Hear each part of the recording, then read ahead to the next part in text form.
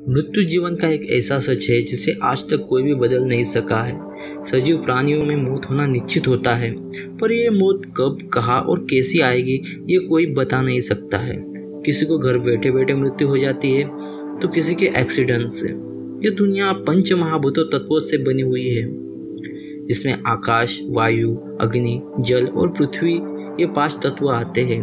आज हम इन्हीं 5 तत्वों में हुई मृत्यु को जानेंगे, जिसमें अलग अलग तत्व में मानव जाति का नरसंहार हुआ था। आकाश।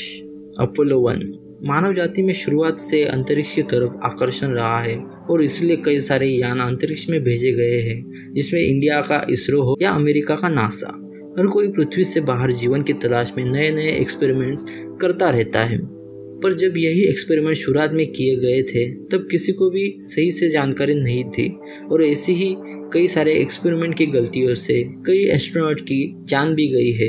ऐसी एक घटना आज हम इस वीडियो में जानेंगे। अपोलो 1 यह नासा का पहला ही चंद्रमा पर भेजा जाने वाला यान था।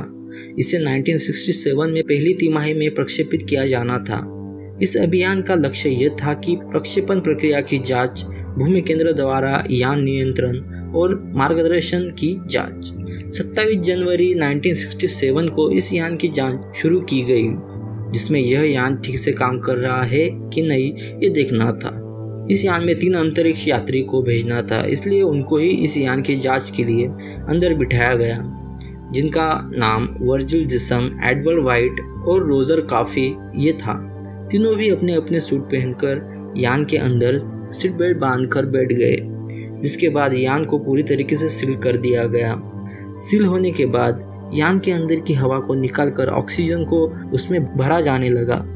थोड़ी मिनट बाद यान में ऑक्सीजन का दबाव ज़्यादा हो गया और इससे अंदर बैठे यात्रियों और नियंत्रण कक्ष का संपर्क टूट गया, जिससे नियंत्रण कक्ष ने जांच को वहीं पर रोक दिया और यात्रियों से फिर संपर्क करने की कोशिश करने लगे। कुछ ही मिनट बाद ही एक यात्री काफ़ी की आवाज़ नियंत्रण कक्ष तक आई, जिसमें उन्होंने कहा कि कॉकपिट में आग लग गई है। कुछ ही सेकंड बाद एक चीख सुनाई दी और फिर संपर्क टूट गया।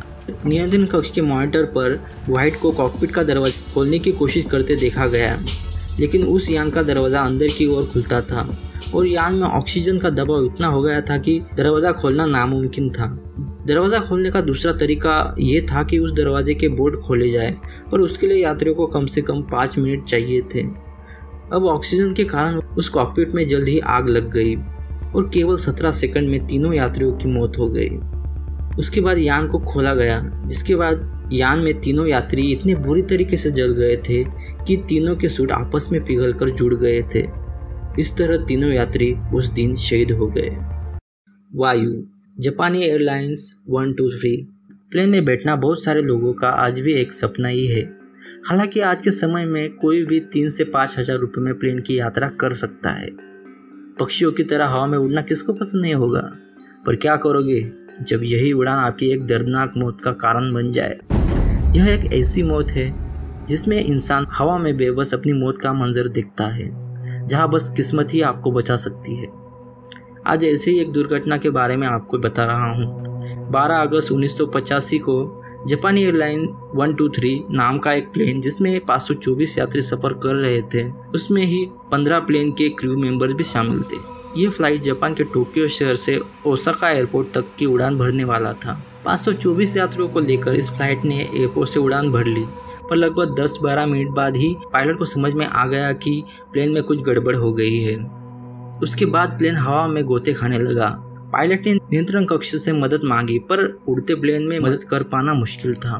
पायलट ने खराब प्लेन को 32 मिनट तक हवा में उड़ाया, पर आखिरकार टोक्यो से 100 किलोमीटर आगे माउंट तकामागरा, जो 5,500 फीट ऊंचा पहाड़ है, उस पहाड़ पर प्लेन क्रैश हो गया। अब इमेजिन कीजिए, आप किसी ऐसे प्लेन में बैठे हुए हो जो कभी भी क्रैश हो सकता है। आप जानते हो कि आपकी मौत कितनी दर्दनाक होगी, फिर भी उस थोड़े समय को आप उसकी कल्पना कर रहे हो। यह प्लेन 32 मिनट तक हवा में गोते खा रहा था और उस 32 मिनट में कई यात्रियों ने उनके अपनों को मैसेज किया कि अब वो मरने वाले हैं। कितना भयानक अनुभव होगा वो। प्लेन क्रैश होने के बाद सभी यात्री पहाड़ पर गिर गए। 524 यात्रियों में से 520 मारे गए। केवल 4 महिलाएं इस दुर्घटना में बच सकी। वो भी बस इसलिए क्योंकि वह प्लेन के इस हिस्से में बैठी हुई थी और बस वही हिस्सा प्लेन का बच गया था। इतिहास में इतनी भारी मात्रा में प्लेन क्रैश में मौतें पहली बार ही हुई थी। हादसे के बाद बचाव कार्य को कॉल किया गया। बचाव कार्य वालों को हादसे की जगह पहुंचने के लिए ही काफ़ी मुश्किलों का सामना करना पड़ा, क्योंकि हादसा एक बड़ी पहाड़ी पे हुआ था जो 5,500 फीट ऊंची थी। लगभग 20 मिनट बाद रेस्क्यू करने वाले वहां पहुंचे, लेकिन तब तक कई लोगों की जान जा चुकी थी। अगर रेस्क्यू ऑपरेशन वाले जल्दी पहुंचते तो और भी कई यात्रियों की जान बच सकती थी। हादसे के मूल कारण मेंटेनेंस में हुई हाइड्रोलिक लाइंस की गड़बड़ी थी। प्लेन को समतल रखने के लिए प्लेन के पिछले भाग में इसे लगाया जाता है, पर हाइड्रोलिक लाइंस की गड़बड़ी की वजह से प्लेन का वर्टिकल बैलेंस बिगड़ गया था। सुसुमो ताजिमा नाम के इंजीनियर ने ही इस फ्लाइट को निरीक्षण के बाद उड़ान भरने के लिए क्लियर किया था। हादसे के बाद उसने भी आत्महत्या कर ली। आत्महत्या से पहले उसने ये लिखा था कि I am atoning with my death, जिसका अर्थ है मैं अपनी मृत्यु के साथ प्रायश्चित कर रहा हूँ। अग्नि, डब वाली फायर ट्रेजिडी। अगली घटना इंडिया में हुई थी। हमारा हाथ अगर थोड़ा भी जल जाए तो कैसे फील होता है, और अगर उसी आग में हम पूरी तरीके से जलकर मर जाए तो कैसा लगेगा। अगली घटना सुनकर आपकी रूह कांप जाएगी। 23 दिसंबर 1995 ऐसी तारीख थी जो देश आज तक भूल नहीं पाया है। हरियाणा के दावली शहर में यह हादसा हुआ था। राजीव मैरिज पैलेस में DAV स्कूल का एनुअल फंक्शन चल रहा था। इस मौके पर करीब 2000 लोग वहां मौजूद थे, जिसमें बच्चे, उनके पेरेंट्स और स्कूल के कर्मचारी थे।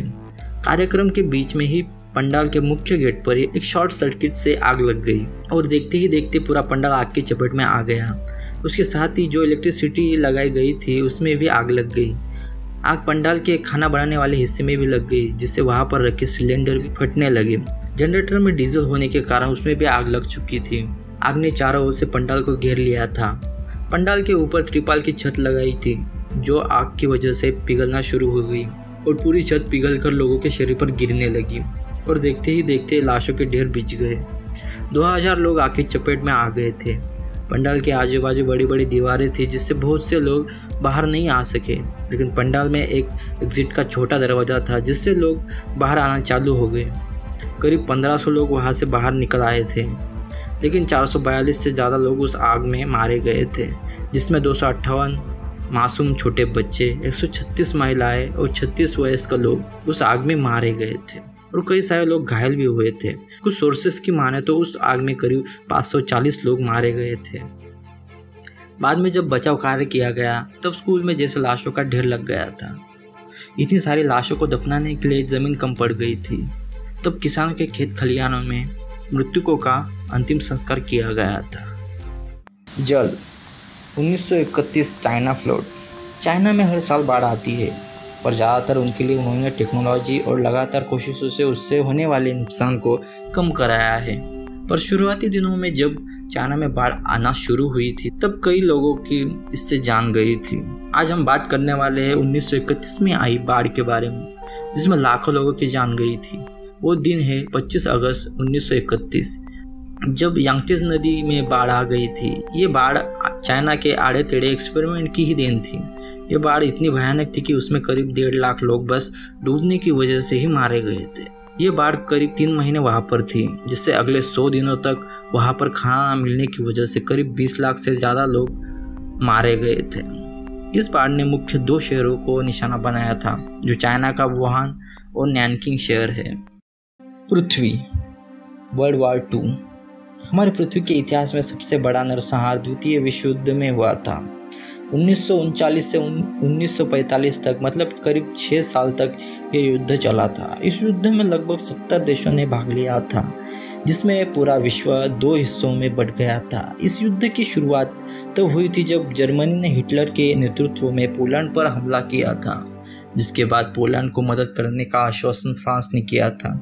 इसलिए फ्रांस और अन्य मित्र राष्ट्र ने जर्मनी पर युद्ध की घोषणा कर दी और फिर यह महायुद्ध शुरू हो गया। इस युद्ध को जिम्मेदार हिटलर को माना जाता है, क्योंकि उनकी यही सोच थी कि आर्यवर्ण के लोग ही पूरे विश्व पर राज कर सकते हैं। आर्यवर्त ही सबसे महान धर्म है। इस युद्ध के सबसे घातक परिणाम हुए। युद्ध में करीब 10 करोड़ सैनिकों ने हिस्सा लिया था, जिसमें 2.5 करोड़ सैनिक मारे गए थे और आम नागरिक 5 करोड़ इसमें मारे गए थे। 6 साल चले इस युद्ध में 7 से 8 करोड़ लोग मारे गए थे।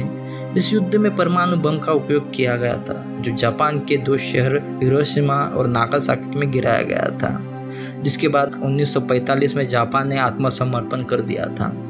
बाद में हिटलर हारने के बाद खुद को गोली मार ली थी। साथ में ही उसकी पत्नी ने भी साइनाइड की गोलियां खाकर आत्महत्या कर ली।